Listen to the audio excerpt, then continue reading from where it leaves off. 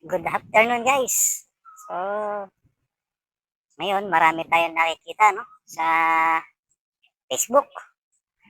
Kung ano-ano mga post. Nandiyan na yung mga post ng mga ilang group sa Facebook na nagagalit na. Nagagalit sila dahil siyempre ang taas nga naman ng kuryente, ano? Taas ng bill. Ultimo si San Fernando, no? Meron tayong mga nakuhang screenshots dito sa Facebook. So, alam nyo, no? Mga kapwa ko mga Pilipino, reklamo tayo ng reklamo, mataas ang bill, ganyan. So, panahon na ng solar ngayon eh. Bakit? Ang encouragement ko lang sa inyo, bakit yung binabayad nyo dyan, hindi nyo na lang ipunin, mag-solar kayo sa bahay unti-unti. Yan lang ang paraan nyo eh. Para labanan natin tong crisis na ito sa sobrang pasakit na to na bayad tayo ng bayad ng bill. Ang nakikinabang lang naman ng gobyerno, korupsyon. So, hindi naman tayo nagbe-benefit dito. So, tinutulungan nyo, 4 piece, tayo nagbabayad, ha? Katarantaduhan naman, pati ba naman, 4 piece. No? So, yun eh.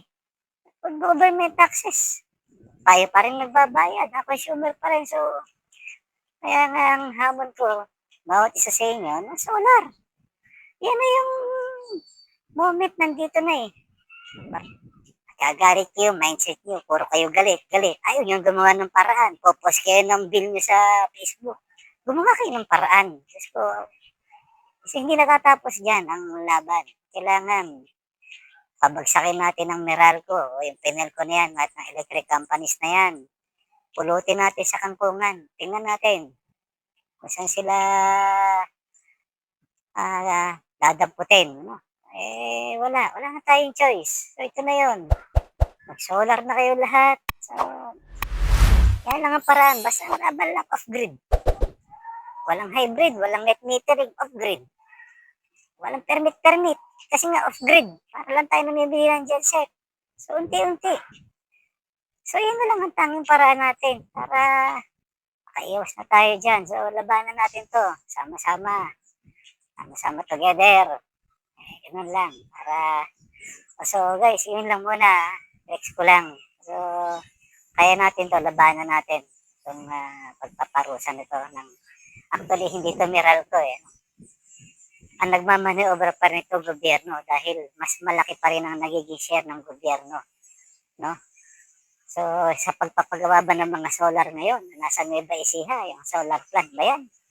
Sagot ba talaga sa mababang bill? Ewan ko lang. So, dahil naandyan nga sa mga bills natin, ginagawa pa nga lang, kung gagawin pa lang isang project ng power plant, binabayaran na nga natin. So, tama ba naman? Makatarungan ba naman? So, it's unfair. So, tama na.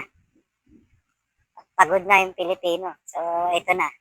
Kung ngayon, ikaw hanggang sa mga panahon na to, matigas pa rin ang ulo mo, paskil ka ng paskil ng bill mo, pero bayad ka naman ng bayad.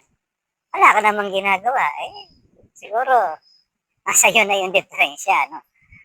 Masakit mang aminin. Ikaw na mismo sa katawan mo, ikaw ang may problema.